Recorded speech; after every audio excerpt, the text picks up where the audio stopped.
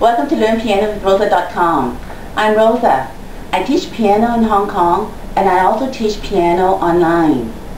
This course is called 7 Secrets. 7 Secrets tapping into the mind of a piano player. If you want to learn how to play piano well, you need to be able to tap into the mind of an experienced piano player. An experienced piano player is someone who knows how to play piano in the flow. The music just flows out of his fingers. When you play piano, it's not a matter of just techniques, practicing techniques. It's not a matter of just learning how the tempo goes and the dynamics. You need to understand how your brain works and how your mind works so that music will flow out when you play. When you play in the flow, you're in that state of euphoria. When you get to that state, you know. But you can only attain to that state when you have a quiet mind. Even though a lot of activities are going on in your right brain and left brain, your mind can still be very quiet. And you're going to learn how to attain that quietness when you play piano.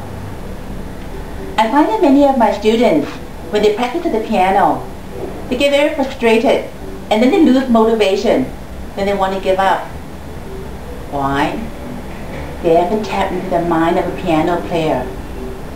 Or sometimes, a person may know a lot of music theory. They know all the major chords, the major sevenths, not a dominant chords, and they practice all the scales. But they don't go anywhere. They don't make any progress. Why? They haven't tapped into the mind of a piano player. You've heard the saying that goes, as a man thinks, so he is. It's true. You are what you think. That's how powerful the mind is. When we play the piano, the mind plays a very important part in our piano playing. Think for a moment. How do you have a quiet mind? When your mind is not quiet, when your mind is frustrated, when your mind is distracted, you know what happens? Your fingers are like this. They're stiff. They're tense. They're like claws. So when they try to practice the piano, it's like this. And now you know why they don't get anywhere? When you have a quiet mind, your hands are relaxed. Your fingers will listen to you. It will go wherever you want it to go. This is how we're going to proceed this course. You're going to learn to think like a piano player, to have very relaxed fingers. The first thing you need to know is, how well do you know your fingers and your hand?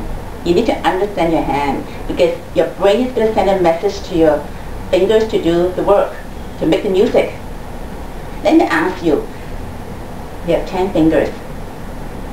Which fingers are the strongest when you play piano?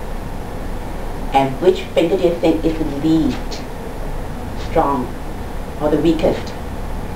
Which one is the most flexible and which one is the least flexible? That's the question you need to ask. Do you have an answer? Keep that answer in your mind, okay? We're going to do an experiment. Put your hands together like this. Okay? With your fingers touching one another. Now, I want you to fold down your third finger. Do this with me. Don't just watch. Fold down your third finger. Yes. Okay? Now, let's move our thumb.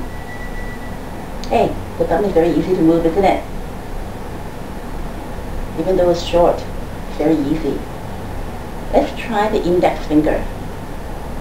Hey, the index finger is still quite good, quite long. Huh? You can clap one another. Now let's try the fourth finger.